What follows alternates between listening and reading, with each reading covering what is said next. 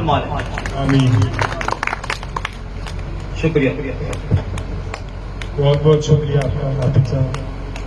अब मैं इंतजार खत्म हुआ और अब जो शख्सियत हमारे बीच है, मुख्य अतिथि, जिनके लिए आप यहाँ आए हो, इतनी सर्दी में इतने ठंड में डटे हुए हो, और हमारे बीच में हमारे मुख्य अतिथि बड़े भाई हर्ष चिकारा जी। अब मैं उनसे निवेदन करूंगा कि वो अपनी बात को रखें और सभी से निवेदन करूंगा कि तालियों के साथ, जोरदार तालियों के साथ इनका स्वागत करें।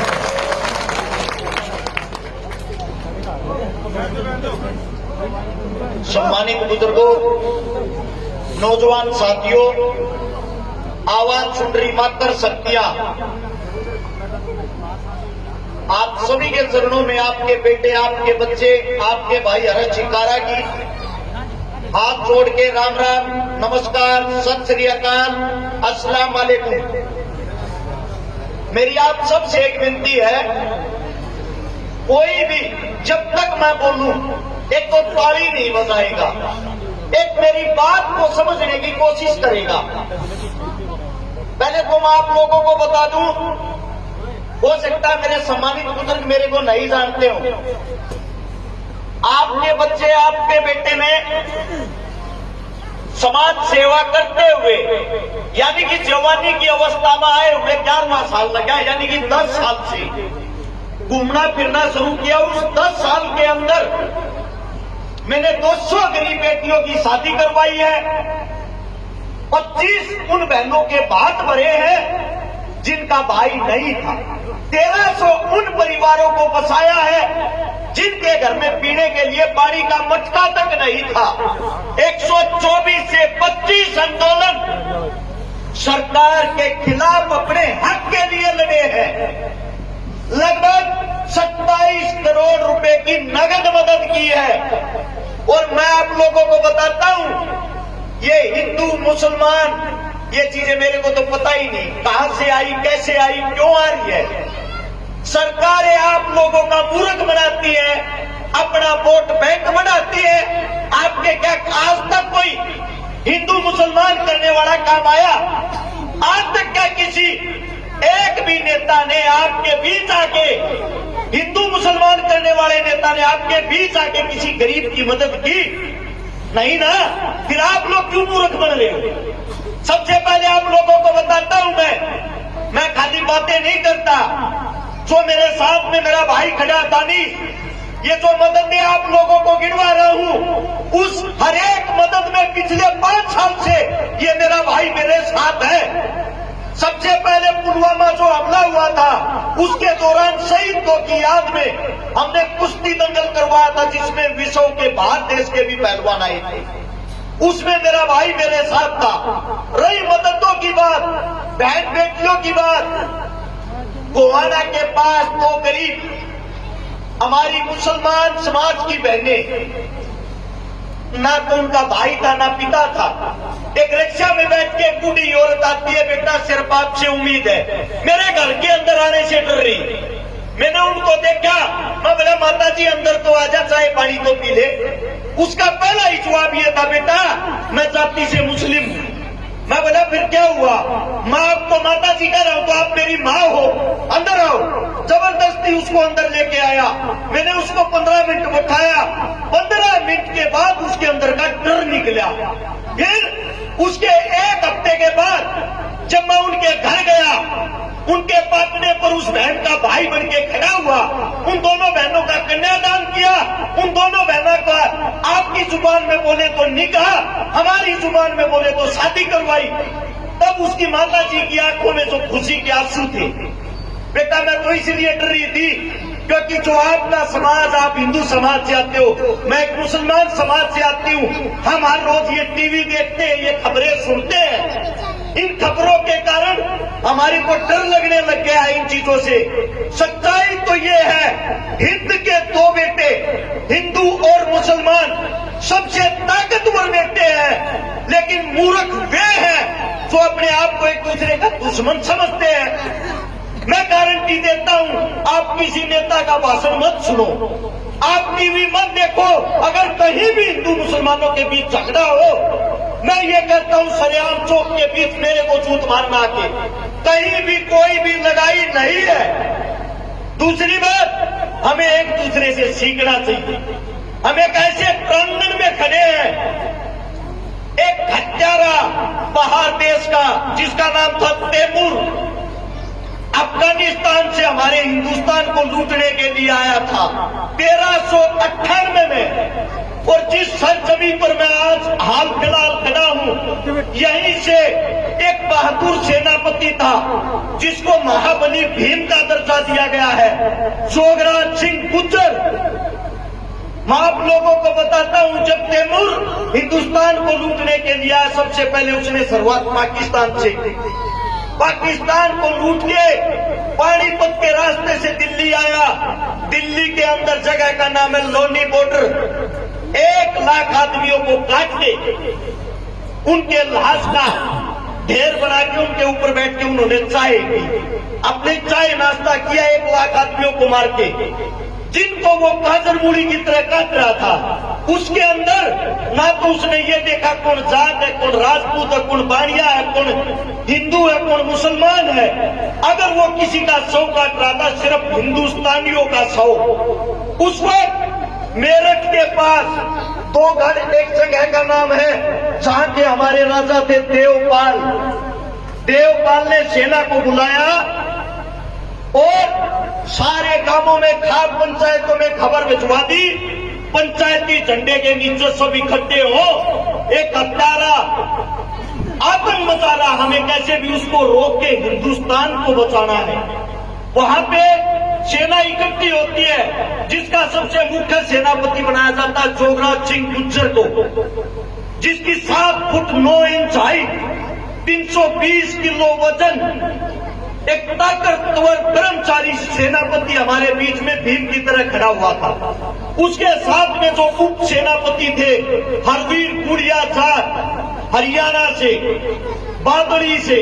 उसके बाद जो तीसरा सेनापति था दुल्ला वाल्मीकि हासी से। इन तीनों की जिम्मेदारी थी अपने हरेक समाज के भाई बहनों को इकट्ठा करो और उसको कैसे न कैसे करके रोकना है। इन्होंने दिन रात एक करके हिंदू मुसलमान सिख अपने सारे भाईचारे को इकट्ठा किया और उस युद्ध के दौरान 80,000 सैनिक इकट्ठे किए। वे सैनिक नहीं थे, आपकी खाप पंचायत के आप जैसे बुजुर्ग थे, आप जैसे नौजवान थे, उन सबको इकट्ठा करके और तैमूर के साथ लड़ाई शुरू की, जिसमें 40,000 हमारी माताएं बहनें भी थी। हमारी संख्या 1,20,000, तैमूर की संख्या 2.5 लाख। युद्ध शुरू होता है मेरठ से युद्ध शुरू होते होते हरिद्वार पहुंचता है। भाईचारे की बात सुनना, जब यहाँ पे तैमूर को हरवीर गुड़िया जाट घेर लेता है अपने सैनिकों के साथ और तैमूर की छाती में भाला घोंप देता है। जैसे ही तैमूर की छाती में भाला घोंपा, 60 तलवारबाज हरवीर गुड़िया पे टूट पड़ते हैं। हरवीर गुड़िया के गात की छालनी बना देते, पूरे शरीर को काट देते हैं। और जोगराज सिंह गुज्जर, यादव, ब्राह्मण, पंडित, मुसलमान, सबकी एक आवाज होती है, हमारा भाई मार दिया, अपने भाई का बदला लेंगे, इसको यहीं पे रोकेंगे। सबके सब उस भारी भरकम सेना से भिड़ जाते हैं। वही जोगराज सिंह गुज्जर एक कंधे पे 265 किलो के अपने भाई को उठा रहा और दूसरे हाथ में तलवार लेके अपनी सेना के साथ गाजर मूली की तरह उस फौज का सफाया कर रहा। यही ये वही सरजमी, वही जगह है जहां से उस हत्यारे तैमूर को वापिस अपने देश में भगा दिया। ये आप लोगों की एकता थी, ये आप लोगों की ताकत थी। आज आप लोग इतने मूर्ख हो गए हैं, आप लोग सब कुछ भूल गए हैं। मैं आप सबसे पूछना चाहता हूं, किताबें पढ़ो। भगत सिंह का वकील कौन था? मुस्लिम। महाराणा प्रताप राजपूत राजा, उसका सेनापति कौन था? मुस्लिम। आप किताबें तो पढ़ते नहीं, हिंदू मुसलमान में घुसे हुए हो। अरे मूर्खों, आंख खोलो, उसको देखो जो हमारे देश का प्रधानमंत्री बना बैठा है, नरेंद्र मोदी। उसकी जाति क्या है, क्या किसी को पता है?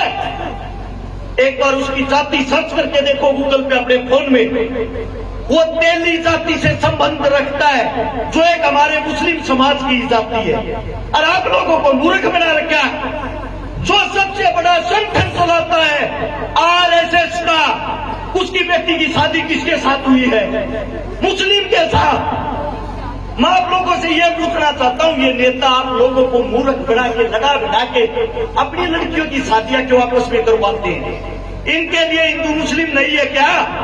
अभी अभी हमारे यहाँ सोनाक्षी सिन्हा, सब जानते होंगे, जिसके घर का नाम है रामायण, उसने शादी की है मुस्लिम समाज के एक बेटे के साथ। क्यों? क्योंकि उसको अपना भविष्य देखना, उसको हिंदू मुसलमान से कोई फर्क नहीं पड़ता। फर्क पड़ता आप लोगों को, आप जैसे गरीबों को। ऐसे ही पिटते रहो, कटते रहो, आप लोग आगे क्यों नहीं बढ़ पाए हो? क्योंकि आप इस जाति के कीड़े से बाहर नहीं निकल पाए हो। मैं गारंटी देता हूं, वैज्ञानिकों का कहना है, हम पुरानी से पुरानी लाश देखकर, कंकाल देखकर ये बता सकते हैं किसका रंग गोरा था कि काला। मरने वाले की उम्र 20 साल थी या 50 साल, इसका कद 5 फुट था या 6 फुट, इसका ब्लड ग्रुप कौन सा था, ये बातें बता सकते हैं वैज्ञानिक। लेकिन कंकाल को देख के ये आज तक नहीं पता लगा मरने वाले की जाति क्या थी। ये जाति बनाई किन लोगों ने? आप लोगों ने। आप लोगों ने। हमारी जो जातियां हैं, हमारा जो धर्म है, ऐसा कौन सा धर्म है मेरे को ये बता दो जो आप लोगों को ये सिखाता है कि अपने धर्म का सम्मान करे, दूसरे के धर्म का अपमान करे? ऐसा कोई धर्म नहीं है। और एक किसी व्यक्ति विशेष के कारण हम पूरे धर्म को बदनाम नहीं कर सकते। आप सबसे मेरी गुजारिश है, आप सबसे मेरी विनती है, अपने गांव के अजमा के देख लो, अपने गांव के अंदर तुम सारे एकता बना लो, सर्व जाति के अंदर एकता बना लो। अगर कोई भी नेता आपके बीच आके जातिवाद की बात करता है, जातिवाद का भाषण देता है, उसको तुरंत पकड़े और गांव से बाहर निकाले। अपनी राजनीति बाहर जाके करना, हमारे बीच नहीं। वो एक गारंटी और देता हूं, अपने गांव में, आपके गांव में जितने गरीब हैं, जितनी गरीब कन्याएं हैं, जितने बेरोजगार हैं, आप सब मिलके अपना बेटा, अपना भाई, अपनी बेटी समझ के उसकी मदद करने की कोशिश करें। मैं वादा करता हूं आपको जिंदगी में कभी किसी नेता के दरवाजे पे नहीं जाना पड़ेगा। आप लोगों के बहुत बढ़िया, तालियां बजाएं, बहुत बढ़िया। अभी ये मैं जो आप लोगों को बता रहा हूं, मैंने जिन 200 बेटियों की शादी कराई, एक की भी जाति धर्म का नहीं पता। ऐसा ही मेरा भाई है तारानगर राजस्थान से, जिसका नाम है निजाम पवार, जाति से मुसलमान, 17-18 हिंदू बहनों के कन्यादान और शादी करवा चुका है। मेरी टीम से मुझे गर्व महसूस होता है। मैं हिंदू, मुस्लिम, सिख, मेरे को यही नहीं पता मैंने किस किस की शादियां करवा दी, किस किस का मैं भाई बन लिया। मेरी हाथ जोड़ के विनती है, अपने एक दूसरे भाईचारे पर विश्वास बना लो कि टीवियां न देखना बंद कर दो, इनकी मत सुनो। इस गंदी राजनीति, गंदी दलदल से बाहर निकल के जो आपके काम, आपके बालक, आपके बेटे आपसे सीख रहे हैं, उनको अच्छी शिक्षा दो। उनको अच्छी शिक्षा दोगे तो मैं ये कहता हूं, आने वाले समय में इनको पता लग जाएगा कोई हिंदू नहीं, कोई मुसलमान नहीं, हम हिंद के बेटे हैं, हम सब इंसान हैं। इंसान ही इंसान के काम आता है। क्या कभी आप लोगों ने जब हॉस्पिटल में आप तड़पते हो, आप मरते हो, आपको रक्त की, खून की जरूरत हो, उस खून वाले से पूछा जो आपको खून देता है, बेटा आपकी क्या मेरे वाली जाति है? मेरे वाली जाति है तो मेरे को रक्त देना, वरना मना मत देना। क्या आपने किसी इलाज करने वाले डॉक्टर से पूछा है आपकी जाति क्या है? उस वक्त तो आप कर्राते हो, रोते हो, हे भगवान, हे मेरे मालिक, हे अल्लाह मेरे को बचा ले, कैसे न कैसे करके मुझे बचा ले। उस टाइम तो आपको भगवान अल्लाह याद आता है। सच्चाई ये है, मजबूरी में जो काम आए, मजबूरी में जो काम आए, वही रास्ता राम रहीम अल्लाह दिखाए। इस बातों को ना भूले, अपने अंदर के इंसान को पहचाने। एक हमारी भाषा की बात बताता हूं आप लोगों को।